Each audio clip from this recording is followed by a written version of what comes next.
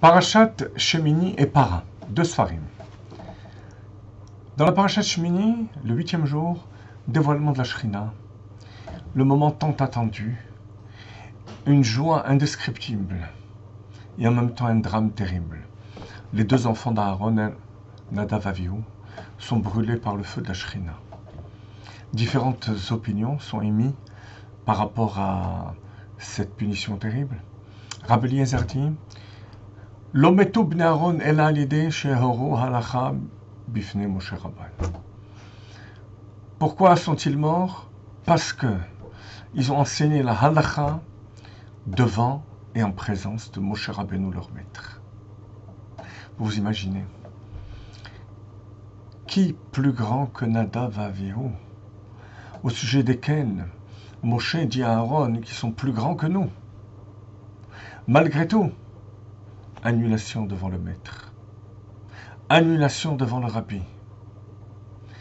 Et cette annulation, bien qu'on ait l'obligation de comprendre la Torah, de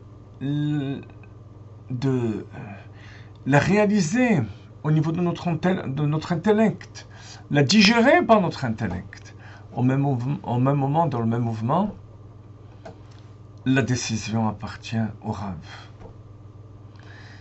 C'est extrêmement difficile de relier les deux. C'est la raison pour laquelle on a l'autre opinion de Rabbi Ishmael qui nous explique que ils sont rentrés, Nadav et Avihu, Shtoyi yayin la Mikdash, ivres dans le Mikdash. L'ivresse, au niveau spirituel, ça représente l'intelligence, le goût. Le vin, ça a du goût. Lorsqu'on comprend la Torah, donc c'est une ivresse positive, pas dans le Mikdash.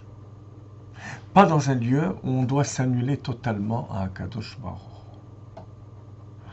Et vous voyez, c'est le même Rabbi Eliezer qui dit dans la Gemara que quiconque dit quelque chose sans l'avoir reçu de son maître fait que la Shrina disparaisse d'Israël, s'en aille d'Israël.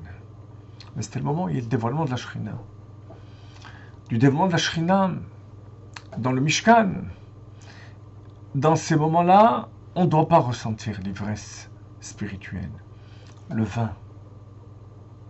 En d'autres termes, il est extrêmement important de boire le vin de la Torah, de comprendre la Torah, jusqu'à ce que notre sechel, notre intellect, s'unisse à Akadosh Baruch Hu. Mais dans le même mouvement, il faut l'annulation totale à Akadosh Baruch Hu, qui vient par l'annulation à son maître. Vous voyez, ces deux opposés paraissent complètement impossibles à réunir. C'est pour ça que Rashi nous dit Mashal le ben bayit shnichnas, Mashal le melech she'ayelo ben bayit, pardon. C'est l'exemple d'un roi qui avait quelqu'un qui était très proche de lui, qui habitait sa maison. On veut nous faire comprendre par cela que nous qui sommes les Bnei Bayit d'Akadosh Baruch Hu, les enfants d'Akadosh Baruch Hu, on peut relier ces deux inverses. En même temps l'intellect et en même temps ce qui est plus haut que l'intellect. Et c'est de cette manière qu'on change le monde. Et c'est ce qui va se réaliser pleinement à la venue de Mashiach. Et vous voyez, chers amis, tout de suite le lien avec Parashat Para. Parashat Para, c'est Zot Chukat HaTorah. C'est la quintessence de toute la Torah. Or, il s'agit d'une loi qui nous dépasse. Et pourtant, Chukat HaTorah, la Torah, on doit la comprendre. De nouveau relier l'irrationnel et le rationnel. Pourquoi?